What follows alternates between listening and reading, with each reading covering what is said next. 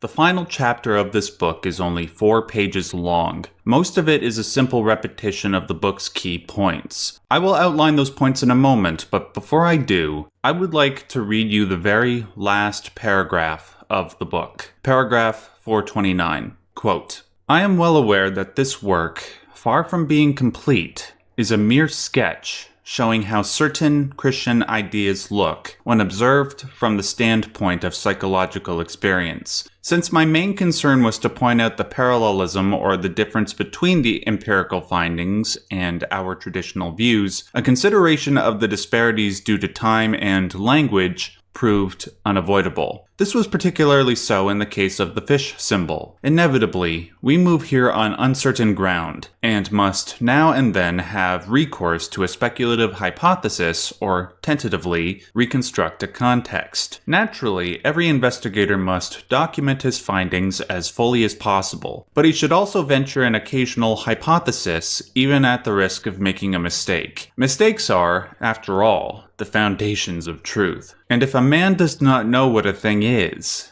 it is at least an increase in knowledge if he knows what it is not." To Jung, this book was only a sketch. What to many of us is a wealth of knowledge concerning religious and psychological symbolism was only the tip of the iceberg to Jung. If this is a statement of fact from Jung rather than an attempt at humility, then who knows what else can be discovered that can be fit into the Jungian framework. I suppose that the discovery of this new material will be the work of the water carriers in the new Aion, a sort of movement filled with Jungian disciples. Granted, some might wince at this classification because it sounds like Jung was the forerunner of a cult, and I can understand that. Even Jordan Peterson understands that. However, to use Jordan Peterson's words, accusing Jung of starting a cult is like accusing a serial killer of stealing a loaf of bread. As I said from the beginning, I am not trying to pass judgment on Jung's findings with this series. I am merely trying to present them while also following Jung's logic. If you think Jung started a cult and that his conclusions are faulty, we should be open to that argument. If you think that Jung was onto something when trying to reconcile science with religion, we should also be willing to listen to that argument. If I can comment on one thing that Jung said that I personally think is true, it is that being open to opposing points of view is never a bad thing. By saying that, I am not validating Jung's theory regarding the Christian and anti-Christian fish coming together in the water. I am validating that sentiment on a purely secular level. In that vein, I would like to cite one final image that we can ponder over. At the beginning of Aion, there is a picture of the Mithraic god Aion, a human figure winged with a lion's head, encircled by a great serpent. I cite the god Aion not because of his relation to the book's title, but because of the god's personal relation to Jung. According to Edinger, Jung held a seminar back in 1925 where he described an encounter he had with his unconscious mind.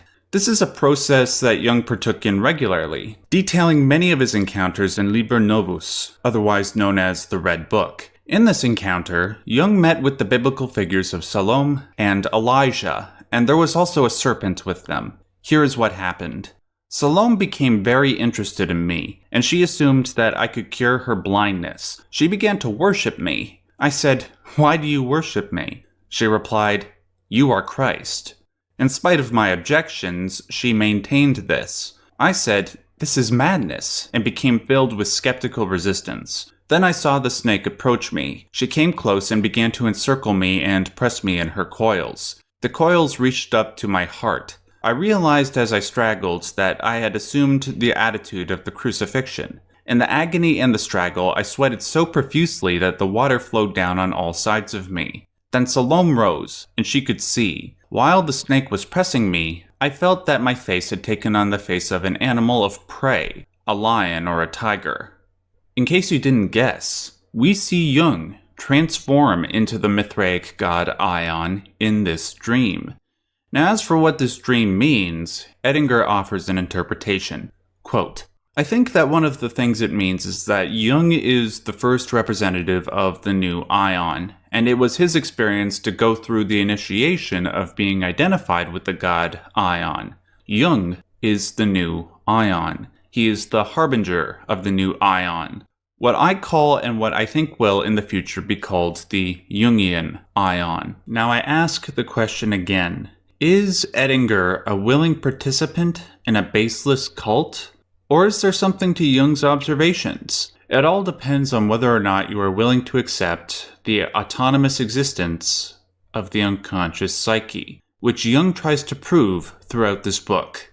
Let us recap. In Chapter 2, Jung tries to demonstrate how the shadow and its unconscious contents can sometimes possess the human ego and manipulate it to its will. Chapter 3 discusses the archetypes of the anima and the animus, and how both can aid and possess the human ego. Chapter 4 introduces us to the concept of the self, the God image that all human beings strive to emulate, and that works through us via our conscience. Chapter 5 equates the Jungian self with Jesus Christ, because both symbols have exerted a similar level of power over humanity and our collective egos. As well, both figures represent a perfect union of light and dark qualities. Chapters 6 through 9 present the history of projecting this God image onto fish, particularly because fish represent both positive and negative qualities. Jung also attempted to use the fish in the Pisces constellation to demonstrate the evolution of Christian and anti-Christian sentiments. In Chapter 10 and 11, the symbol of the fish in alchemy is analyzed. We see how alchemical symbolism shares common patterns with the fish symbolism discussed in the previous chapters. In Chapter 12, Jung reaffirms the purpose of the book, about how he is trying to reconcile the psychological, metaphysical world with the natural, material world. Jung concludes these attempts at reconciliation with Gnostic imagery in Chapters 13